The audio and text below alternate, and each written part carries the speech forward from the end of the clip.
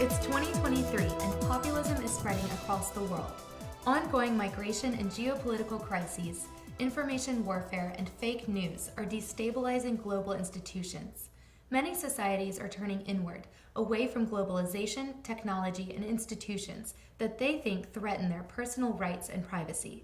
Political, economic, and technological systems are steadily becoming more fragmented, clunky, and inefficient. This discord has been years in the making. Since 2018, investors have been steadily losing faith in global markets and political institutions as data breaches, corruption, and election manipulation efforts worldwide have escalated. This suspicion culminated in 2021 when China, weary of years of U.S. provocations around tariffs, threatened to call in the U.S. debt. The resulting panic sparked a major stock market crash that in turn led to the failure of many global institutions that people had assumed were too big to fail.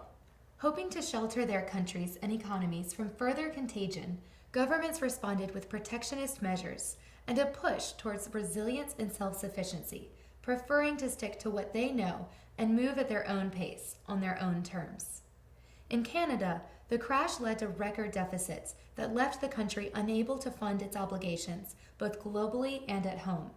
While the top 1% in Canada, like their peers worldwide, are doing well, thanks to policies that keep them at the top of the food chain, others are not so fortunate. Have and have-not provinces have been fighting over budgetary scraps, even as wildfires in Alberta continue to rage, destroying industries and displacing people and wildlife. The growing mistrust of global institutions extends to tech giants. In 2020, Amazon, Facebook, and Google were fined billions in a class action suit for failing to protect personal information. Since then, tech companies have rolled out a range of innovations only to see them flounder in the marketplace as customers remain suspicious that their private information will be at risk.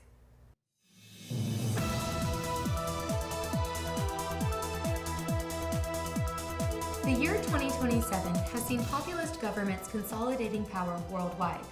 Multipolar institutions like the United Nations and the European Union are quickly fading into irrelevance. The Paris Accord has collapsed under the weight of mistrust as countries wrangle over perceived funding inequalities and refuse to bail out one another's climate disasters. Canada is still struggling with its national debt, and provinces have been left to their own devices to respond to climate-related events. With protectionism in full swing, borders are becoming tighter and data flow and innovation are slowing. As Western societies settle into their local regions and communities, other countries are continuing to adopt technological innovations. However, a lack of global standards means that interoperability is a problem, and the quality of goods can't always be relied on. To protect individual privacy rights, Canada has enacted new restrictions on the use of personal data, although this has disrupted companies that depended on this data. As a result, economic growth has slowed. Boomers are staying in the workforce, driving youth unemployment to an all-time high. Inequality is at record levels, and the income disparity between generations is the largest in history.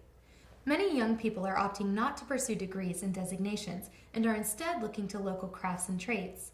Universities have responded by retooling their offerings to include practical curriculum, accompanied by real-world experience. The brightest spots in the economy are in sectors that serve local needs, like agriculture, light manufacturing, construction, and domestic tourism. While broader supply chains continue to exist, resources like energy and agriculture are financed and produced locally, and communities prefer to exchange goods and services with their closer neighbors.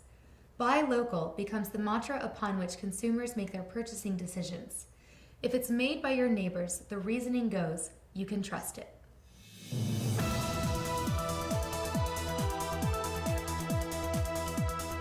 In 2030, the global situation is fragmented and unstable. International governance and standards have fallen by the wayside as countries abide by their own policies and rules. China is globally dominant both technologically and economically, and is forging its own priorities when it comes to privacy and human rights. In Canada, climate-related disasters like flooding, tornadoes, and wildfires continue, and there is little effort to address the drivers of climate change. As the toll mounts, insurance companies are unable to keep up, leaving Canadians unable to secure insurance against these ongoing climate events. To combat steep utility prices, many provinces have adopted an agreement on the distributed generation of solar and wind power. Quebec, however, opted out of this agreement, as it believes the deal violates the spirit of its unique territory and language laws. As the decade draws to a close, local communities are proving resilient. Individuals are increasingly placing their trust in their communities, investing their hard-earned dollars closer to home, and their time in forging tighter familial and social circles. Many regions are adopting local cooperative models in which individuals turn to community-based organizations like credit unions and business associations for support. In addition, more families are living together in multi-generational households, in part because employment continues to be dominated by older generations. This has fostered deeper community bonds and models of mutual support, reinvigorating local businesses, schools, neighborhoods, and churches. In many ways, we are seeing a return to simpler times.